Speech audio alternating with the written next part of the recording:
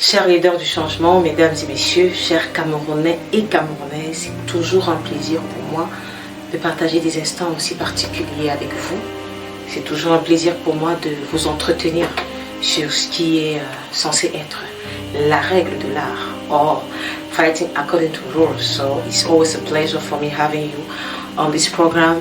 Today we are talking about a particular issue in our history. You know, I used to say it's good to know your history. It's a weapon, okay, against manipulation. It's a truth that is supposed to lead you while you are living on this earth. It's not for nothing God made us to have an history. And the issue of Cameroon is as delicate as we can see, because many of the Cameroonians have been deprived of their history. That's the reason why some of them are living the kind of life that sometimes you question yourself. What is the legacy he's going to leave to his children? Because we have the legacy. Our forefathers left us a legacy. Our forefathers gave us a legacy. Our fathers gave us a legacy. What legacy are we going to leave to our children? Because we are living unconscious of the treasure and riches our history is supposed to give to us. Aujourd'hui, je voudrais nous parler de notre histoire, vue d'un autre angle. Okay? Il nous a été dit tout récemment qu'en 2019, le président Macron va demander pardon aux Camerounais pour les massacres qui ont été perpétrés en son sein, massacres orchestrés par la France. Et il a estimé qu'il peut demander pardon et ça efface plus de 100 ans de massacres. Parce qu'avant l'indépendance, on a vécu des années de torture qui n'ont peut-être pas été listées. On va parler des années 1500. Mais si on se réfère seulement à quelques années, pour les années de l'indépendance, nous sommes à 76 ans de torture, de massacre et consorts. Et qu'un jour, du jour au lendemain comme ça, le président Macron estime que juste demander pardon est suffisant pour apaiser les tensions, pour apaiser les familles, pour restaurer et restituer ce que la France doit au Cameroun. Je trouve que c'est un peu une insulte envers les Camerounais que nous sommes. Certes, nous autres n'avons pas vécu ces instants, déjà, ni vous, ni nous, mais nous sommes tous héritiers de notre histoire. En tant qu'héritiers de notre histoire, nous devons d'être vrais envers l'histoire, d'être honnêtes envers notre histoire, d'être redevables envers notre histoire. Quelque part, il y a un sage qui va dire, j'appelle ce sage Dieu, qu'il punit les péchés d'une famille ou d'un individu jusqu'à la 1000e génération. Et il bénit jusqu'à la 4e génération. Pour dire quoi? L'histoire ne peut pas s'arrêter avec ceux qui l'ont vécu. L'histoire se perpétue avec ceux qui doivent l'accueillir, l'apprécier pour léguer à la génération à venir. Donc, Monsieur Macron, vous ne pouvez pas nous dire que tout le mal que vos parents nous ont fait, il suffit seulement de dire pardon. Je m'en vais vous présenter un peu la situation. Je n'aurai pas peut-être le sentiment que eux ils ont vécu pendant tout cela, mais je suis convaincue que dans la fermeté de mes mots, okay, dans la pertinence du discours que je m'en vais vous faire, Monsieur Macron, et toutes les personnes qui ont participé avec ce fonctionnement et ceux qui le font encore aujourd'hui, malheureusement, et tous les Camerounais qui sont d'accord avec cela, que on ne peut pas se laisser entraîner par cette manipulation, parce qu'elle est encore une autre manipulation. Alors, je vais aller droit au but, il n'est pas question de perdre de temps, parce que ce que je m'apprête à dire, j'ai juste besoin de certaines dates, pour que vous et moi on soit d'accord, que nous ne sommes pas allés piocher quelque part pour vous rendre coupable de quelque chose que vous n'avez pas fait. Nous avons le massacre de la Sanaga maritime qui a eu lieu en 1955. Les forces françaises ont tué des centaines de civils camerounais et je tiens à vous rappeler que dans la loi, si je ne m'abuse, on ne tire pas sur quelqu'un qui n'est pas armé. C'est-à-dire que quand quelqu'un n'a pas d'arme, ce qu'on fait, c'est qu'on le neutralise pour le remettre entre les mains de la justice. Mais ici, on parle des centaines de civils camerounais ont été massacrés. C'était une volonté de les massacrer. C'était un programme, c'était une envie de les massacrer. Parce qu'il fallait passer un message fort en face pour dire aux autres peuples, n'osez pas nous défier. C'était des civils, on n'a pas dit des bandes armées. Je poursuis, Monsieur Macron. Nous avons le massacre de la révolte des Bamileke en 1955 jusqu'en 1960. Ça fait 5 ans. Les forces françaises ont réprimé violemment la révolte des Bamileke, un groupe ethnique camerounais qui luttait pour l'indépendance. On estime que plus de 100 000 personnes ont été tuées pendant cette répression.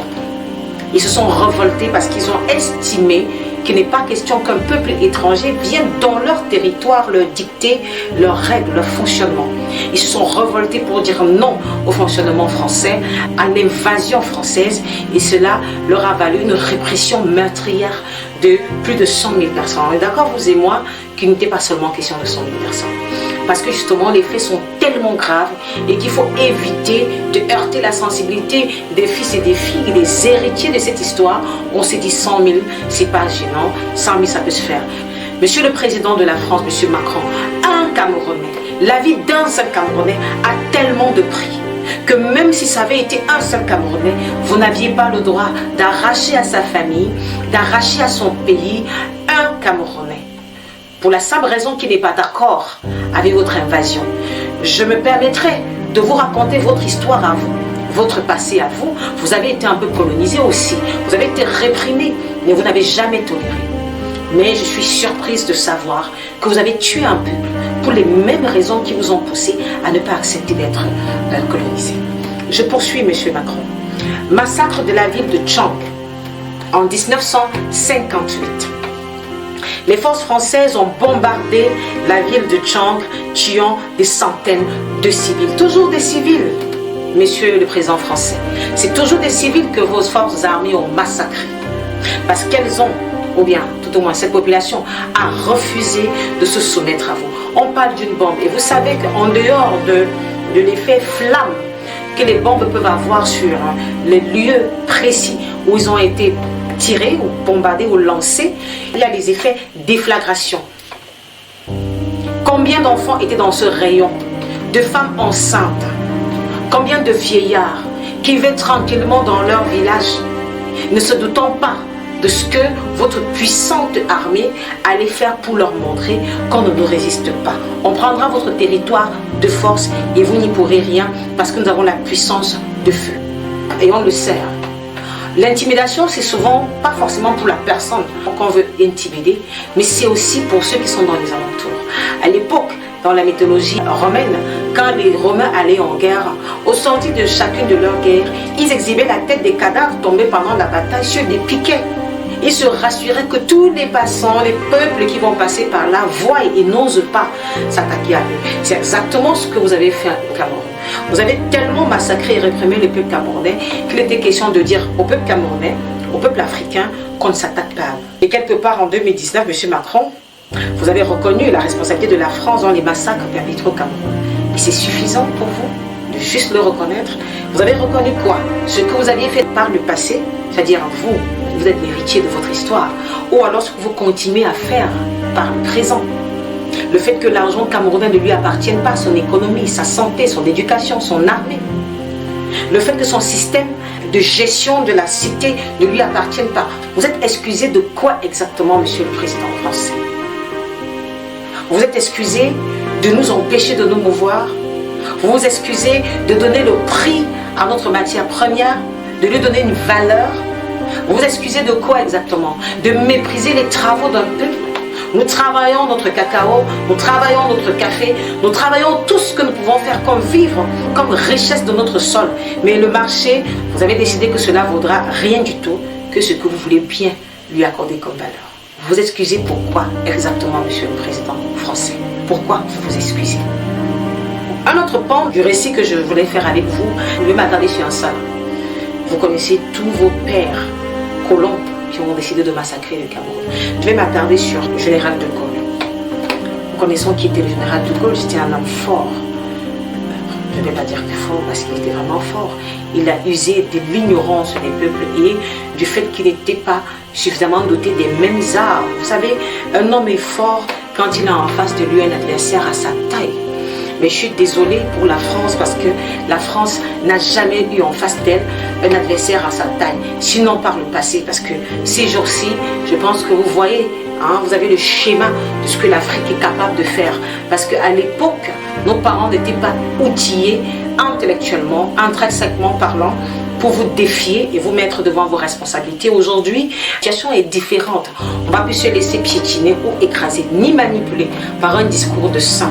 Pourtant, nous savons qu'à l'intérieur, c'est un loup qui se cache et qui cherche la moindre faille pour davantage attaquer la tranquillité des Camerounais et même se rassurer que le peu qui essaye de lever la tête pour apporter au peuple camerounais ce que vous voulez apporter à la France et ce que vous avez apporté à la France, on vous promet, je vous promets qu'on ne va pas se laisser faire. On ne va pas laisser faire ça cette fois-ci, monsieur le président français. Mais poursuivons dans notre échange. Je vous parlais du président de Gaulle, général, parce qu'il a été général, mais chef de la France. Il y a plusieurs lieux de recueillement, plusieurs monuments en la personne du général de Gaulle qui ont été faits en France et au-delà de la France. Mais combien de monuments ont été faits pour toutes ces personnes, ces figures de pros qui ont mené la rébellion contre vous, les Français? Combien? C'est vrai que ce n'est pas une question que je vous aurais posée à vous, parce que je n'en relève pas de votre responsabilité. C'est pour ça que je m'adresse aux Camerounais, ce que nous sommes, à nos chefs d'État, depuis le président Ahidjo, le président Paul Biya. Combien de monuments avons-nous érigés en honneur de nos héros? Nous avons un des monuments de Gaulle qui est en face du Champs-Élysées, en face de la présidence des Français, pour que les Français se rappellent de comment ils ont fait pour pouvoir être le peuple qu'ils sont aujourd'hui. Combien de nos héros sont reconnus, ont des journées à chacun pour reconnaître et saluer les actions qu'ils ont menées en notre faveur? Combien de monuments sont érigés et une place reconnue où des gens peuvent se recueillir pour remercier Dieu pour des âmes aussi parfaites, je vais le dire comme ça, comme celles de nos héros, les Félix Moumié, les Ernest Ouandjé, les Ruben Omnobé, les Afanda, ces grands hommes-là qui ont mené des rébellions pour nous. Combien de monuments? Chers Camerounais, notre handicap est aussi basé sur le fait que notre histoire, nous ne la valorisons pas. Elle n'a pas vraiment de portée à nos yeux. Elle n'a pas vraiment de sens à nos yeux. Mais sachez-le, c'est l'histoire d'un peuple qui détermine son élan. C'est l'histoire d'un peuple qui définit son impact, qui définit l'intensité avec laquelle il s'adonne aux affaires de la nation. Pas étonnant que nos actions sont minces. Alors, je m'en vais lire la première reconnaissance qu'on a faite au général de Gaulle. La tombe du général de Gaulle est située à Colombey, les deux églises, dans la Haute-Marne, où le général de Gaulle a été enterré. On connaît où, et on peut rentrer de temps en temps. Certains de nos héros sont enterrés en dehors de leur pays. On ne peut pas se recueillir. On a le mémorial de Colombey, un musée, un mémorial dédié à la vie et aux œuvres. Oui, une vie, c'est une multitude d'actions que nous avons posées et qui restent vivre après notre mort. Les œuvres font partie de notre amour, c'est-à-dire que des actions que nous avons menées pour montrer à notre peuple que nous sommes venus pour l'accompagner. Enfin, le général de Gaulle, oui, il a un mémorial. Where are the memorials of our leaders, of our sons, dear Cameroonians? Do we even know our story? Do we even thank God for what He has done through the hands of the life of those our forefathers? We are complaining of this government oppressing us. Sometimes it's because us, ourselves, we are not doing the right thing. Those guys died and their works are forgotten. Sometimes the day we remember, oh, today they died, that's all. There were supposed to be days where we sit together and relate that story to our children in images, with videos showing them this is the guy that gave us this. This is how our forefathers were killed. This story is not there. We spend our times on novellas, on Nigerian TV shows. We spend our times on American movies. They are doing that to make sure the world knows they exist. What do we have? What do we have? What we had, we are not even able to respect it. Je vais continuer. Nous avons en troisième la statue du général de Gaulle, une statue érigée sur les Champs-Élysées à Paris, en face de l'hôtel des Invalides. Où sont partis nos héros? Plutôt ce que nous rencontrons au Cameroun, c'est les figurines ou les monuments, je vais dire ça comme ça, de Dr Jameau, nous avons Don Bosco, nous avons des figurines, quelques-unes j'ai vu qu'il y a sur la Tangada, mais le reste est où? Où est le reste? Souvent, c'est à quel endroit? Reculé, très reculé. Ce seraient des endroits qu'on mette justement en face de la présidence pour montrer à nos fils et à nos filles que voici des gens qui ont permis que nous puissions avoir un pays, certes qui n'est pas encore indépendant, mais qui est en voie d'indépendance. Parce que ça va se mettre en place. M. Macron, et c'est un message à tous les Camerounais qui pactisent avec ces fonctionnements, qui abusent des populations, qui se servent de leur héritage pour les écraser au profit d'avoir des beaux yeux devant les Français. J'ai été choquée pendant la cérémonie de restitution de notre histoire, 36 ans d'histoire qui va être à minuit, dans 2 ans de travail, sans qu'on ait vu les acteurs de cette histoire, leurs enfants. J'ai appris dernièrement que la femme de notre illustre Hymne Nobel venait de passer. Elle venait de mourir. Je n'ai vu aucune image qui représentait quand même. C'est-à-dire quand on vous dit qu'on a fait des travaux, les traces parlent. On devait voir sur les réseaux sociaux la caravane de cette équipe de restitution qui allait et venir dans tous les endroits où ces massacres ont été perpétrés, causés avec des populations, chercher leurs enfants et essayer de s'enquérir auprès de la réelle histoire. Mais j'ai été choquée de voir que pendant que les journalistes faisaient leur travail d'investigation, certains Camerounais se vantaient de dire que non, nous on est des chercheurs, on s'arrête là, à défendre même les chercheurs blancs, excusez-moi, je n'ai rien contre, parce que je salue et je reconnais certains Français qui ont de la hauteur et de la valeur, qui sont des personnes de parole humaines dans le cœur. Donc on ne va pas dire qu'on a un problème contre les Français, mais contre le système qui gouverne la France. D'ailleurs, tous les systèmes dans le monde.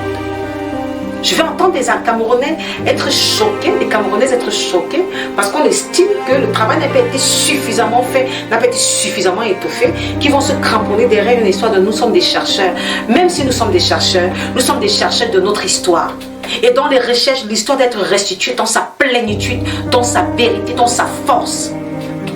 Mais j'ai vu un discours français. Nous avons le pont Charles de Gaulle. Un pont situé à Paris qui porte le nom du général de Gaulle. Tout un pont. Certains de nos héros qui ont réussi à ériger leur nom sur des monuments se sont vus être retirés. Mais ce pont existe. On dit Charles de Gaulle. On a un aéroport même qui porte le nom de Charles de Gaulle. Aéroport Paris-Charles de Gaulle. L'un des principaux aéroports de Paris qui porte le nom du général de Gaulle. Il a fallu qu'on se rassure que chaque Français qui naît se rappelle de ce monsieur, de l'œuvre qu'il a fait, des actions qu'il a posées en faveur de la France. Dans ce qui nous concerne, c'est un tabou. On a le monument de Gaulle à Londres, au Royaume-Uni, on a la statue de Gaulle à Ottawa, au Canada, on a le monument de Gaulle en Algérie. Ça nous a manqué de l'avoir au Cameroun. C'était une abomination d'ailleurs, mais tant mieux. Alors, je vais revenir sur les actions de la France. Permettez-moi. Ces monuments et lieux sont en témoignage de l'importance historique du général de Gaulle. Oui, l'importance historique du général de Gaulle et son rôle dans la libération de la France pendant la Seconde Guerre mondiale. On l'a érigé ça parce qu'il a eu un rôle prépondérant, un rôle magistral dans la libération de la France pendant la Deuxième Guerre mondiale. Il a fallu que l'histoire retienne cela. La nôtre retient quoi de nos frères? On sait d'eux qu'ils étaient des maquisards.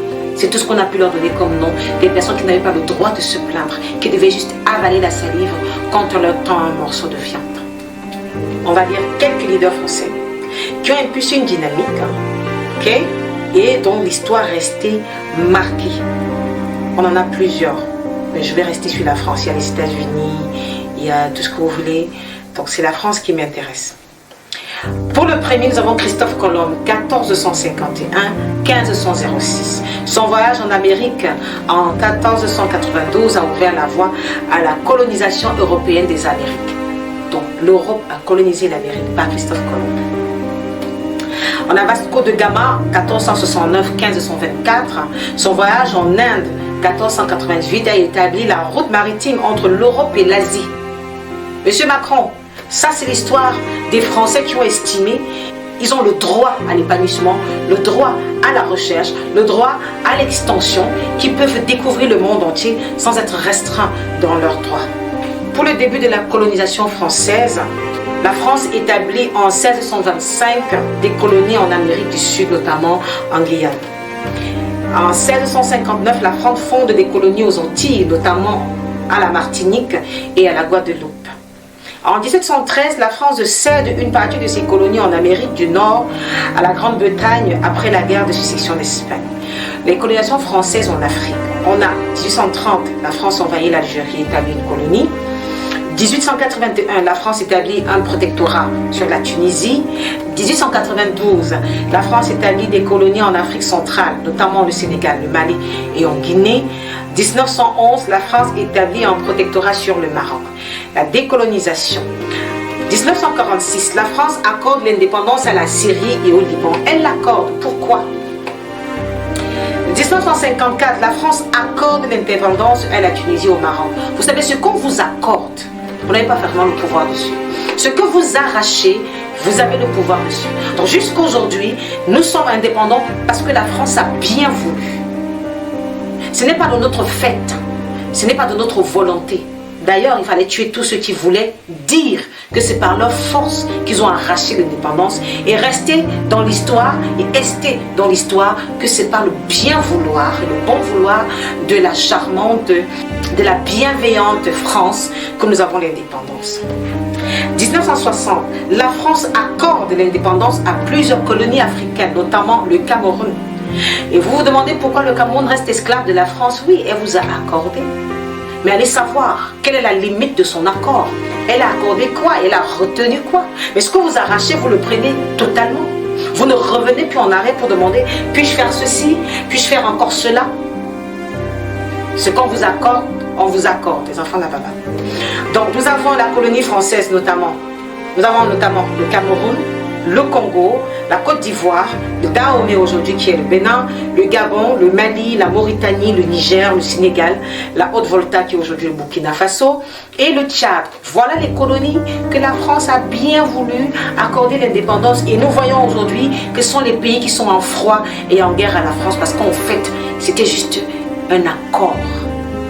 Ce n'était pas un legs total. Prenez, ça aurait bien, je retire mes mains. La colonisation française a laissé des traces profondes dans l'histoire et la culture des pays colonisés. C'est vrai, chers Camerounais, profondes. Nous nous sommes perdus en dérision, on ne sait même plus qui on est. Ton frère parle français parce qu'il a fait une faute. Il n'a pas le niveau, il ne sait pas parler français. C'est à ce niveau que nous sommes arrivés. Est-ce sa langue? Sommes-nous français? Non, nous sommes Camerounais. Nous avons le Béti chez nous, le Boulou, les Tons, le Banen. Nous avons le Bamileke de tous les démembrements, nous avons le Bassa, le Sawa, nous avons le Bamoun, nous avons le Fufulde, le Haoussa, nous avons ces langues-là. Mais on arrive à mépriser un être humain parce qu'il a fait des erreurs en français ou en anglais. C'est ça les séquelles que ça a laissé dans notre histoire, des séquelles profondes, c'est ancré dans notre chair. Ou si on n'a pas un diplôme, qu'ici, je vous reviendrai dans notre programme où on parlera de l'école. Et vous allez voir que notre école aujourd'hui est taillée à l'image de ce que la belle France a bien voulu qu'elle puisse avoir. C'est pour ça qu'on fabrique des écoliers académiciens, mais qui n'ont aucun impact réel sur le développement de notre pays. Donc cette indépendance, comme on disait, a laissé des traces profondes dans l'histoire et dans la culture des pays colonisés, afin que la société française elle-même continue de dominer. Allons voir les peuples qui ont colonisé la France et allons voir l'attitude des Français. C'est par là que je vais finir. Les Celtes, avant Jésus-Christ, ça c'est au 8e siècle avant Jésus-Christ et au 1er siècle avant Jésus-Christ, les Celtes ont envahi la Gaule, l'actuelle France, parce que c'est comme ça qu'on l'appelait avant, et ont établi des colonies. Les Romains, 1er siècle avant Jésus-Christ, 5e siècle après Jésus-Christ, les Romains ont conquis la Gaule et l'ont intégrée dans l'Empire romain. Les Francs, 5e siècle et 6e siècle, les Francs, un peuple germanique, ont envahi la Gaule et ont établi le royaume des Francs. Ça, c'est l'histoire de la France. Suivez-la attentivement. Ah ouais. Les Vikings, ça c'est le 9e siècle et le 10e siècle, les Vikings ont envahi la France et ont établi des colonies, notamment la Normandie. Les Anglais, ça c'est le 11e siècle et le 15e siècle, les Anglais ont conquis une partie de la France, notamment la Normandie, et ont établi des colonies. Mais la partie la plus intéressante, c'est celle que je m'en vais vous lire. Cependant, il est important de noter que la France n'a pas été colonisée au sens moderne du terme, il faut le noter. C'est-à-dire qu'elle n'a pas été soumise à une domination étrangère prolongée et systématique, comme ce qu'elle a fait avec le Cameroun et d'autres pays africains, et comme ce qu'elle veut continuer de faire. Parce que je dis veut, ça ne se fera plus, M. Macron. Ça ne se fera plus. Les périodes de colonisation mentionnées ci-dessus ont été suivies de périodes de résistance. C'est-à-dire qu'à chaque fois qu'un pays étranger voulait s'emparer de la Gaule, à chaque fois les Français mettaient en place des mécanismes pour les repousser avec résistance. Et résistance veut dire quoi? C'est qu'on met tout ce qu'il faut en marche pour refuser l'invasion. C'est ce que résistance veut dire. Mais c'est pour ces raisons qu'on a tué les Camerounais. Cette belle France. Et notamment ci-dessus ont été suivis avec une période de résistance et de reconquête. C'est-à-dire qu'à chaque fois, ils venaient se battre pour reconquérir. Se battre pour reconquérir. Qui ont permis à la France de maintenir son indépendance et son identité. Monsieur Macron, vos ancêtres se sont battus pour ne pas perdre leur indépendance, pour ne pas perdre leur identité. Mais chaque jour, nous voyons la belle France se battre pour maintenir les Africains dans l'esclavage et en perte d'identité. Est-ce que nous ne sommes pas quelque part en train de nous moquer de la nature, monsieur Macron? Pourquoi voulons-nous poser des actions en faveur de notre peuple et empêcher les autres de poser les mêmes actions en faveur de leur peuple? Qui nous donne le droit de décider qui mange, qui ne mange pas, qui dort, qui ne dort pas, combien d'argent entre dans un pays et combien n'entre pas? Vous savez de quoi je parle? Et nos dirigeants aussi. Et c'est votre histoire que nous avons en face de nous. Vous n'avez pas toléré qu'on vous vole ce qui vous appartient. Mais vous êtes entré au Cameroun, vous avez volé ce qui ne vous appartient pas. Notre histoire elle est cachée dans vos musées, notre histoire est retenue en captivité dans votre pays. Monsieur Macron. Je m'en vais vous citer les acteurs qui ont impulsé cette dynamique d'indépendance française. Les acteurs de l'indépendance de la France sont nombreux et variés. Car la France a connu plusieurs périodes de domination étrangère et de lutte pour l'indépendance. Voici quelques principaux acteurs de l'indépendance de la France. Nous avons Vercingétorix, voilà, 72-46 avant Jésus-Christ, chef gaulois qui a mené la résistance contre les Romains et a été vaincu par Jules César. Ils se sont quand même battus. Clovis, 466-511, roi des Francs qui a unifié les tribus franques et a établi le royaume des Francs. Charlemagne, 742-814, le roi des Francs qui a étendu l'empire franc et a été couronné empereur d'Occident. Nous avons Philippe Auguste, 1165 et 1223, le roi de France qui a mené la lutte contre les Anglais et a reconquis plusieurs territoires. Nous avons Jeanne d'Arc, une femme qui rentre dans l'histoire des libérateurs de la France, 1412-1431, et héroïne française qui a mené la résistance contre les Anglais pendant la guerre des 100 ans. Monsieur le président français, monsieur Macron, des femmes se sont levées et se sont battues, notamment Jeanne d'Arc. Ça a été esté dans votre histoire. Nous avons vu des femmes massacrées au Cameroun, abusées, violées, pour la simple raison qu'elles n'ont pas toléré que l'invasion française affecte leurs époux et leurs enfants. C'est l'histoire. Nous avons Louis XI, 1423-1483, roi de France qui a mené la lutte contre les Anglais et a établi la domination française sur plusieurs territoires. Nous avons Napoléon Bonaparte, 1769-1821, l'empereur de France ou des Français qui a mené les guerres napoléoniennes et a établi l'Empire français. Ces personnages ont joué un rôle important dans l'histoire de la France et ont contribué à son indépendance et à son développement. Where is our own leaders that will develop our own liberty, freedom and development, Mr. President of France, Macron? When our sons and daughters are trying to do their best to bring up the light on the Cameroonian flag or the light on the population of Cameroonians, you are the first person to weigh them with the system you've put in place. Liberate our money. Liberate our money, Mr. President. Allow us to be able to walk our soil and sell to the price we wish, Mr. President of France. That is what is happening. You can fight us because we are claiming the same thing you've been claiming for years now. And you're still claiming that. You're still claiming. Monsieur le Président français, reconstruire toutes ces maisons que vous avez bombardées et villages, ramener ce développement, lâcher prise sur la monnaie camerounaise, lâcher prise sur les produits de première nécessité des Camerounais, ne pas contrôler le moindre fait et geste. C'est ça que nous voulons, Monsieur le Président français. Nous demander pardon comme ça ne veut rien dire pour nous les Camerounais. Vous avez signé des conventions avec nos dirigeants. Vous êtes contents de ce qu'ils abondent dans votre sens. Mais nous, le peuple, on n'est pas d'accord. Et on compte réclamer ce qui nous revient de droit. Nous sommes partants pour une restitution légale, légitime, véridique, avec les acteurs. J'ai vu que nous avons encore les fils de nos héros qui sont en vie. Je ne les ai pas vus être reçus en honneur au palais d'Etoudi ou au palais de Champs-Élysées, palais français, pour dire que vraiment nous reconnaissons avoir commis du tort. Je ne les ai même pas vus mentionner dans l'équipe de restitution. Les véritables historiens, c'est ceux qui ont vécu l'histoire. Et non pas ceux à qui on a dit racontez ceci et racontez cela. Si vous voulez vraiment restituer l'histoire des Camerounais, vous voulez vraiment, je pense que vous êtes sincère. Je pense. Si vraiment vous êtes sincère dans ce que vous voulez faire, je pense qu'il est temps de faire les choses correctement, Monsieur le Président français. Nous sommes disposés à vous accompagner dans cette façon de bien faire les choses, mais rester politique, ça nous dérange. Parce que votre homologue, cette Française, va dire, pendant qu'elle va lire les quelques rapports de ce travail, que de bord politique que vous voudrez prendre ces travaux, vous êtes libre de le faire. Un bord politique. Pendant que les Camerounais ont versé de leur sang, pendant que les Camerounais ont perdu les membres de leur famille, on parle de politique. Bien, chers Camerounais, c'est votre histoire. Vous avez vu comment la France s'est battue pour préserver la sienne. Il est temps qu'on préserve la nôtre, qu'on raconte à nos enfants. Si ton frère dit quelque chose ou parle français et tu as l'impression qu'il n'a pas dit correctement, tu n'as pas besoin de te moquer de lui, ce n'est pas sa langue. Je rêve d'un Cameroun où on ne se parlera plus en français et en anglais. Un Cameroun où on est à l'ouest, on parle un dialecte de l'ouest, on est au centre comme ça, on parle un dialecte du centre, on est au nord. Je rêve d'un Cameroun comme ça.